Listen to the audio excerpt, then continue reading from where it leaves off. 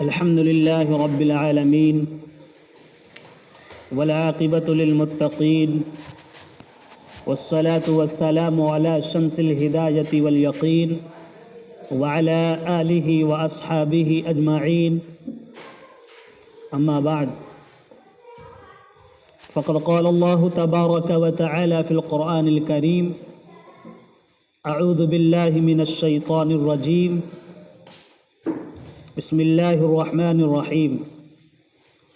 لقد خلقنا الإنسان في أحسن تقويم. وقال تعالى في موضع آخر: وَلَقَدْ كَرَّمْنَا بَنِي آدم. صدق اللہ العظیم. اللهم صل على سيدنا محمد وعلى آل سيدنا محمد وبارك وسلم. اللهم صل على سيدنا محمد وعلى آل سيدنا محمد وبارك وسلم. اللهم صل على سيدنا محمد وعلى آل سيدنا محمد وبارك وسلم. نقش قدم نبی کے ہیں جنت کے راستے، نقش قدم نبی کے ہیں جنت کے راستے، اللہ سے ملاتے ہیں سنت کے راستے، اللہ سے ملاتے ہیں سنت کے راستے. کسی شاعر نے یہ بھی کہا ہے، عربی شاعر نے: تعصل الہ وانت تزعم حبہ، تعصل الہ وانت تزعم حبہ، هذا في الأمر لعمر في القياس بديع، لو كان حبك صادقا لأطعته، إن المحب لمن يحب مطيع.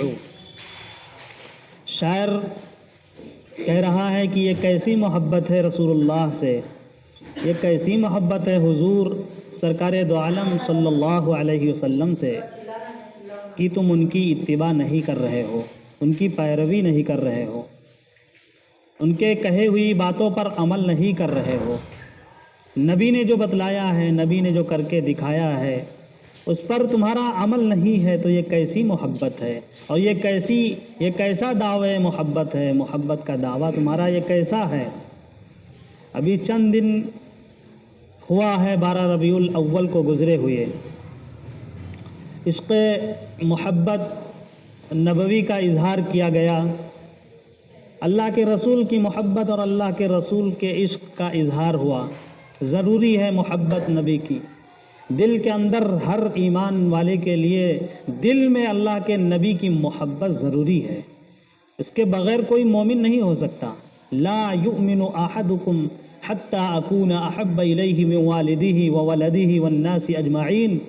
اللہ کے رسول صلی اللہ علیہ وسلم نے خود فرمایا کہ جب تک بیٹوں سے، ماں باپ سے، اولاد سے، گھر والوں سے، سارے لوگوں سے، دوستوں سے، بیوی سے، سب سے زیادہ میری محبت تمہارے دل کے اندر نہیں ہوگی، اس وقت تک لا یؤمن، تم مومن نہیں ہو سکتے. اللہ کے رسول کی محبت دل کے اندر ہونی ضروری ہے، لیکن صرف محبت دل کے اندر رکھیں اور دعوی محبت رکھیں، لیکن اللہ کے رسول کی سنت کو ہر موڑ پہ ہم چھوڑیں، اللہ کے رسول کی باتوں سے اپنے آپ کو، اپنے منہ کو، اپنے پیٹھ کو پھیر کر کے چلے جائیں، یہ اللہ کے رسول کی محبت کی نشانی نہیں ہے.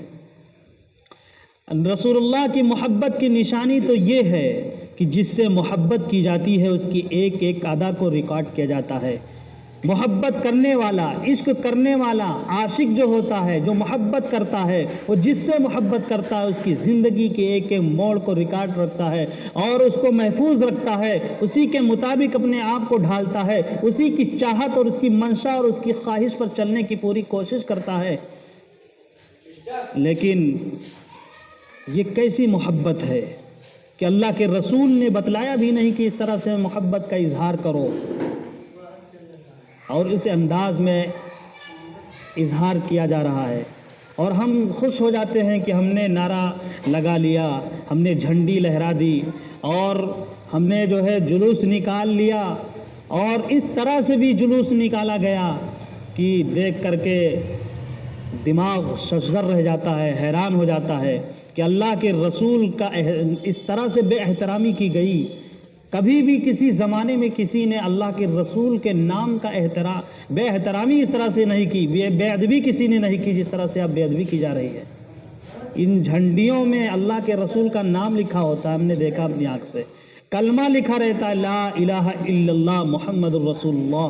ان جو ہے ہرے جھنڈیوں میں کلمہ لکھا ہوتا ہے، اللہ کے رسول کا نام لکھا ہوتا ہے، اس کو لگا دیے اور اس کو چاروں طرف سے پھیلا دیے، جھنڈیوں کو اپنے گھروں پر سجا دیے، ہم خوش ہو گئے کہ اللہ کے رسول کی محبت کا حق ادا کر دیے۔ اب اس کے بعد لگائے تو بڑے احترام کے ساتھ، بڑے ادب و اہتمام کے ساتھ ہم نے لگایا، لیکن بعد میں اس کا کیا ہوا؟ وہ جھنڈیاں ٹوٹ ٹوٹ کر کے گرتی ہیں، اور گرنے کے بعد اتنی بے ادبی ہوتی ہے، اتنی بے احترامی ہوتی ہے، پیروں سے روندا جا گیا ہے، گاڑیاں اس کے اوپر چلتی ہیں، کلمہ لکھا ہوا جھنڈا سڑک پر پڑا ہوتا ہے۔ اس طرح سے احترام کے ساتھ ہم لگا رہے ہیں، ادب کے ساتھ، تو اتارنے کا خیال کہاں چلا جاتا ہے؟ اس کا بھی خیال ہونا چاہیے، لحاظ ہونا چاہیے کہ ادب کے ساتھ، احترام کے ساتھ ہم نے لگایا ہے تو اتاریں بھی اس کو۔ ایک تو لگانا نہیں چاہیے، کیونکہ اظہار محبت یہ نہیں ہے، اظہار محبت اتباع رسول ہے، نبی کی پیروی ہے، نبی کا نقش قدم ہے، یہ اظہار محبت ہے۔ صرف جلوس نکال لیے اور جھنڈیاں لہرا دیے، نعرہ لگا لیے، پھر اس کے بعد خاموش بیٹھ گئے، نہ درود کا پتہ، نہ سلام کا پتہ، نہ نماز کا پتہ، نہ سنتوں کا اہتمام، سب چھوڑ دیے۔ بس 12 ربیع الاول آیا، ایک دن جو ہے خوب جشن منا لیے، اور اس طرح سے ہم خوش ہو کر کے بیٹھ گئے کہ ہم تو نبی کے چاہنے والے ہیں، نبی کے ماننے والے ہیں، نبی کی محبت میں ہم تو ڈوبے ہوئے ہیں، نبی تو ہمارا بیڑا پار لگا دیں گے، مرنے کے بعد نبی ہمارے کام آئیں گے۔ اللہ کے رسول کی سنت کو چھوڑے ہوئے ہیں، ایک ایک ادا کو چھوڑے ہوئے ہیں۔ نمازوں کا حال دیکھیے، نماز کا بیڑا غرق ہے۔ فجر میں کتنے نمازی ہوتے ہیں، جمعہ میں کتنے نمازی ہوتے ہیں، دونوں میں ہم دیکھ سکتے ہیں۔ جبکہ نماز کے بارے میں تو اللہ کے رسول نے فرمایا کہ میری آنکھوں کی ٹھنڈک نماز میں ہے، مجھے خوشی ہوتی ہے جب بندہ نماز پڑھتا ہے، جب کوئی میرا امتی نماز پڑھتا ہے، نماز کا اہتمام کرتا ہے تو مجھے خوشی ہوتی ہے، مجھے دلی قلبی سکون محسوس ہوتا ہے۔ اللہ کے رسول کو اتنا سکون ملتا ہے نماز سے، لیکن ہم نماز چھوڑ دیتے ہیں۔ اسی طرح سنت ہماری زندگی سے اس طرح نکل گئی ہے، یاد رکھیں کوئی بھی ولایت کے مقام کو نہیں پا سکتا، اللہ کا چہیتا اور اللہ کا محبوب نہیں بن سکتا جب تک کہ رسول اللہ کی سنت کو زندہ نہ کرے، جب تک کہ وہ رسول اللہ کی سنت کو اپنی زندگی کے اندر لے نہ آئے، تب تک وہ اللہ کا محبوب نہیں ہو سکتا ہے۔ سنت یہ ہر موڑ پہ اللہ کے رسول کی سنت ہے، لیکن ہم سے اتنا مشکل معلوم ہوتا ہے کہ ہم کیسے اللہ کے رسول کی سنت پر عمل کریں، حالانکہ بہت آسان ہے۔ کچھ ایسے ہمارے کام ہیں دن و رات کے، کچھ ایسے ضروری کام ہیں کہ ہم روزانہ اس کام کو کرتے ہیں، ہر انسان اس کام کو کرتا ہے۔ مثال کے طور پر ہر کوئی کھاتا ہے، کھاتا کون نہیں ہے، سب کوئی کھاتا ہے، بھوک لگتی ہے کھانا پڑتا ہے، پیاس لگتی ہے پانی پینا پڑتا ہے، یہ روزانہ کا معمول ہے۔ لباس پہنا جاتا ہے، اسی طرح قضاء حاجت کی جاتی ہے، ہر کوئی سوتا ہے روزانہ اور سو کر کے اٹھتا بھی ہے۔ یہ چیزیں ایسی ہیں کہ روزانہ لوگوں کا یہ معمول ہے، روزانہ لوگوں کو کرنا پڑتا ہے۔ اب اسی کو کرنے سے پہلے ہم سنت کے مطابق سوچ کے کر لیں تو یہی سنت ہے، یہی سنت کی ادائیگی ہے۔ جب ہم سونے کے لیے بستر پر جائیں تو ہم یہ سوچ لیں کہ اللہ کے رسول کی سنت کیا ہے سونے میں، تو اسی اعتبار سے سوئیں، دعا پڑھ کر کے سوئیں، بستر جھاڑ کر کے سوئیں، اس اعتبار سے سوئیں۔ پھر جب سو کر کے اٹھیں پھر فوراً خیال لے جائیں کہ ہمارے محبوب نبی کی سنت کیا ہے، کیسے اللہ کے رسول سو کر کے اٹھتے تھے، تو کس طرح سے سو کر کے اٹھتے تھے۔ دعا پڑھ کر کے اٹھنا اور اس کے بعد پھر جو ہے جا کر کے استنجا سے فراغت لینا، یہ سنت کا اہتمام، سونے سے پہلے سونے کے بعد، یہ کام روزانہ ہم سے ہو رہا ہے، روزانہ سنت کا ثواب ہمیں ملتا رہے گا۔ کھانا کھانے ابھی بیٹھیں گے، کھانے سے پہلے سوچنا کہ ہمارے نبی کی سنت کیا ہے کھانا کھانے میں، कैसे अल्लाह के रसूल खाना खाते थे, दस्तरखान बिछाते थे, हाथ धुलते थे, दुआ पढ़ते थे और खाने में कोई ऐब नहीं निकालते थे, इस तरह से खाना खाते थे। अभी इसी सुन्नत को हम जिंदा कर लें, क्योंकि रोज़ाना खाना हर कोई खाता है। पानी पीने के लिए जब गिलास पकड़ें, पानी निकाल करके गिलास को ले लें हाथ में पीने के लिए, उससे पहले सोच लें कि हमारे महबूब नबी की सुन्नत क्या है पानी पीने में। पानी पीना देख करके पीना, दाएं हाथ से लेकर के पीना, बिस्मिल्लाह पढ़ करके पीना, ये सुन्नत है। इसको पानी पीने में यूज़ कर लें, इस सुन्नत को, अल्लाह के रसूल की सुन्नत पर अमल करने का सवाब मिलेगा। इसी तरह क़ज़ाए हाजत के लिए जाएं तो धड़ाम से अंदर ना चले जाएं, उससे पहले दुआ पढ़ लें, बायां पैर अंदर रखें, उसके बाद बैठे। सुन्नत के एतबार से बैठने की भी सुन्नत, अल्लाह के रसूल की ज़िंदगी पर कुर्बान जाइए कि हमारे नबी की ज़िंदगी कितनी कामिल और मुकम्मल है कि कोई ऐसा रुख, कोई ऐसा लम्हा, कोई ऐसा मोड़ नहीं छोड़ा कि जिस पर रहनुमाई ना मिली हो उम्मत को। हर मोड़ पर नबी से रहनुमाई मिल रही है उम्मत को।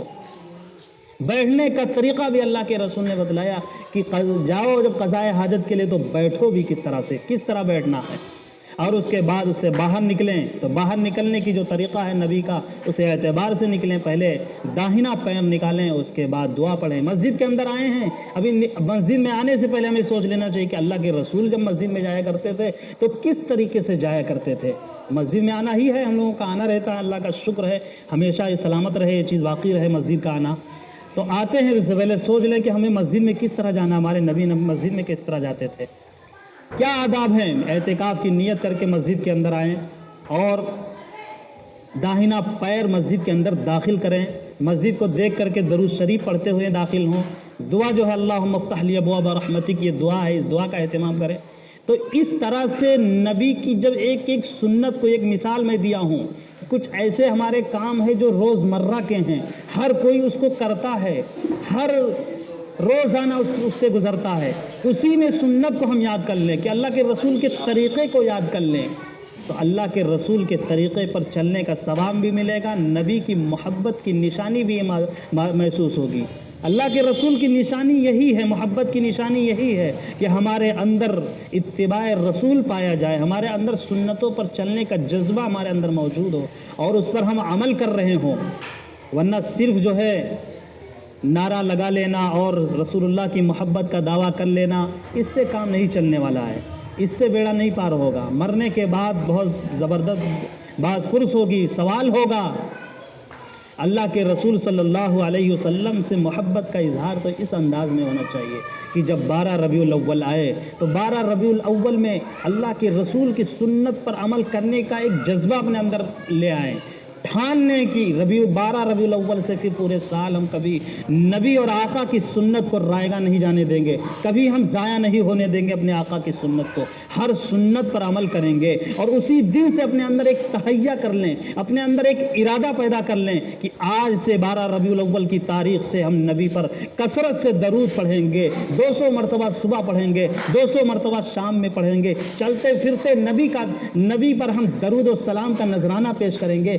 ये इजहार मोहब्बत होना चाहिए। इजहार मोहब्बत इस अंदाज में होना चाहिए कि अल्लाह के रसूल की ज़िंदगी के जो पहलू हैं, अल्लाह के रसूल ने जो ज़िंदगी में अंजाम दिए हैं, अल्लाह के रसूल की जो खूबियाँ थीं, अल्लाह के रसूल के जो कमालात थे, लोगों के साथ एहसाने सुलूक था, लोगों के साथ जो सुलूक था, लोगों के साथ जो बर्ताव था, लोगों के साथ जिस तरह से पेश आते थे, वो रसूलुल्लाह सल्लल्लाहु अलैहि वसल्लम की ज़िंदगी को कलम बंद करके ज़बान के ज़रिए से, तहरीर के ज़रिए से, अलग अलग भाषा में, अलग अलग लैंग्वेज में उसको लिख करके लिटरेचर में उसको फैलाएं, गैर मुस्लिमों को भी दें कि हमारे नबी की ज़िंदगी ऐसी थी, हमारे नबी की ज़िंदगी के अंदर ये चीज़ें ख़ास नुमाया थी। इन चीज़ों को हम हाईलाइट करें, इन चीज़ों को फैलाएं। ये इजहार मोहब्बत है कि अपने किरदार से भी रसूलुल्लाह की ज़िंदगी को ज़िंदा करें और अपने अफ़ाल से भी रसूलुल्लाह की ज़िंदगी को ज़िंदा करें, अपने अक़वाल के भी ज़रिए से अल्लाह के रसूल की ज़िंदगी को ज़िंदा करें और अब तहरीरों के ज़रिए से, लिखने के ज़रिए से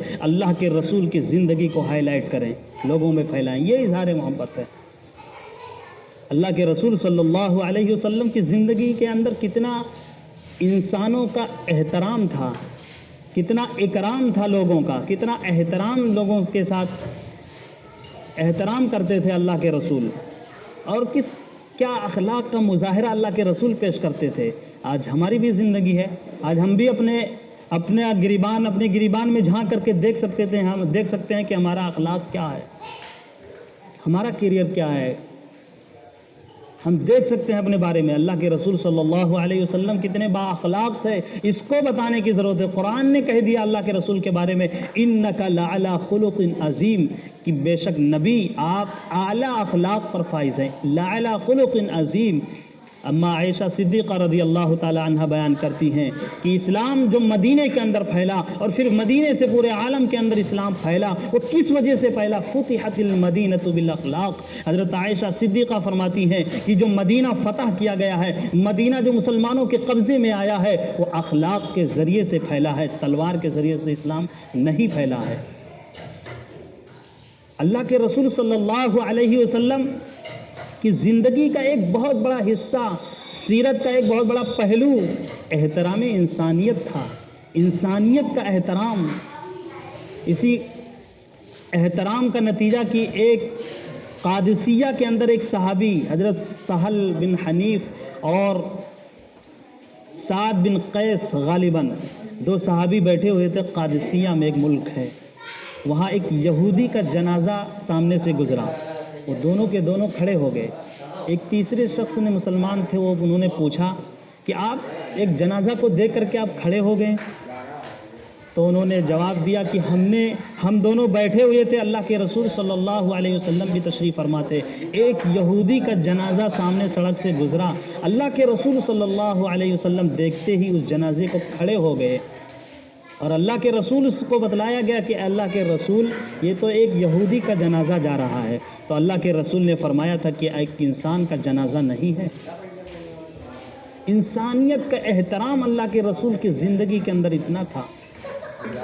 قربان جائیے اللہ کے رسول صلی اللہ علیہ وسلم نے جو پیغام دیا ہے پوری دنیا کے انسانوں کو کہ انسانوں میں کوئی کسی سے بڑا نہیں ہے. آج تو ہمارے اندر معیار بن گئے ہیں، اس اعتبار سے سمجھتے ہیں کہ یہ بڑے ہیں، وہ چھوٹے ہیں، یہ بڑے ہیں، ذات برادری کے اعتبار سے، مالداری کے اعتبار سے، پوسٹ کے اعتبار سے. لیکن قربان جائے اللہ کے رسول صلی اللہ علیہ وسلم نے 1450 سال پہلے فرما دیا کسی عجمی کو عربی پر کوئی فوقیت نہیں ہے، کسی گورے کو کالے پر کوئی فوقیت نہیں ہے، اور نہ ہی اس کا اپوزٹ کسی کو کسی پر فوقیت نہیں ہے. کوئی کسی سے بڑا نہیں ہو سکتا، کوئی کسی سے بڑا نہیں ہے. الخلق عیال اللہ، اللہ کے رسول نے فرمایا کہ یہ مخلوق جو ہے یہ اللہ کا کنبہ ہے. اللہ کے کنبے میں سارے کے سارے لوگ سب برابر ہیں الا بالتقوی. اللہ کے رسول نے مہر لگا دیا کہ اگر کسی کو فوقیت حاصل ہے، کوئی بڑا ہے اللہ کے نزدیک، تو تقوی اور پرہیزگاری کی وجہ سے بڑا ہے. جس کے اندر تقوی ہے، جس کے اندر پرہیزگاری ہے، نیکی ہے، وہ اللہ کے نزدیک بڑا ہے. اللہ کے رسول صلی اللہ علیہ وسلم کی اسی درس انسانیت کا اثر تھا صحابہ کرام میں کہ ایک جنگ میں العطش کی صدا سنائی دی، پیاس لگی ہے، پانی پلاؤ. موت قریب ہے اور زمین پر لاش پڑی ہوئی ہے، بالکل کہ اب گئی جان تب گئی جان، بالکل مرنے کا وقت قریب ہے. اور ایک صحابی پانی مانگ رہے ہیں اس عالم میں. ایک صاحب پانی پلانے کے لیے پانی لے جاتے ہیں، لیکن کیا ایک دوسرے کا اتنا جذبہ ایثار ان کے اندر بھر گیا تھا صحابہ کرام میں اللہ کے رسول کی تربیت کے نتیجے میں کہ پانی مانگ رہے ہیں وہ مرنے سے پہلے. دوسرے صحابی لے کر کے جاتے ہیں پانی پلانے کے لیے. اتفاق سے اس کے بغل میں ایک صاحب اور وہ بھی ان کا یہی حال تھا، وہ بھی جنگ کی حالت میں، وہ بھی گرے ہوئے تھے، وہ بھی پانی مانگنے لگے، العطش کہنے لگے.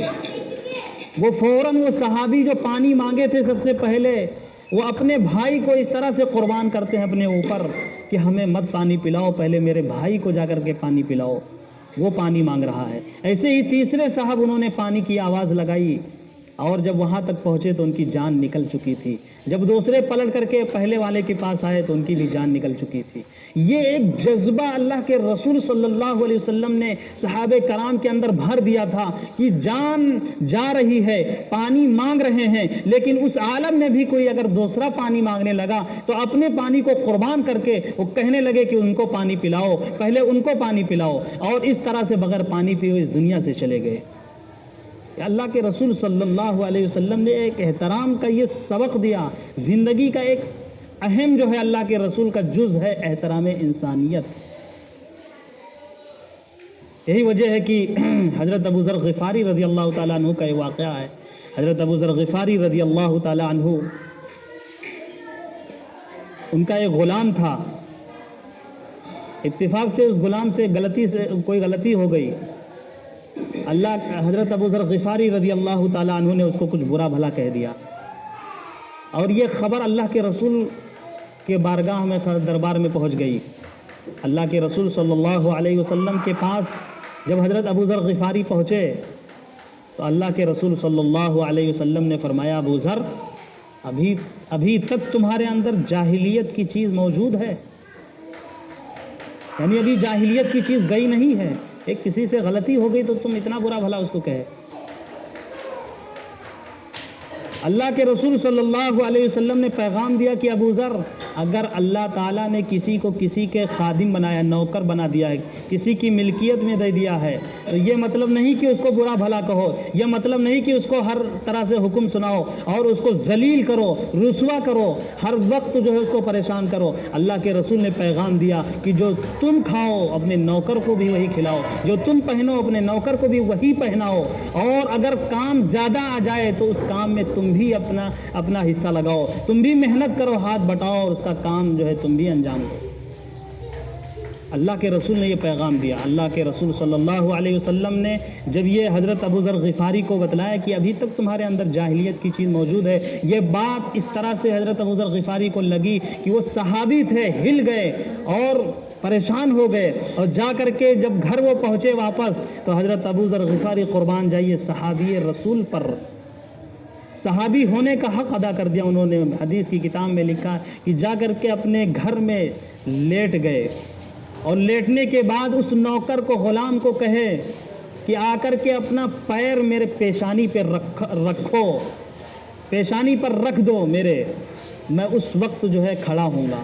اب وہ نوکر گھبرایا کہ میں اپنے آقا، اپنے ابو ذر غفاری کے پیشانی پہ میں پاؤں رکھوں اپنا.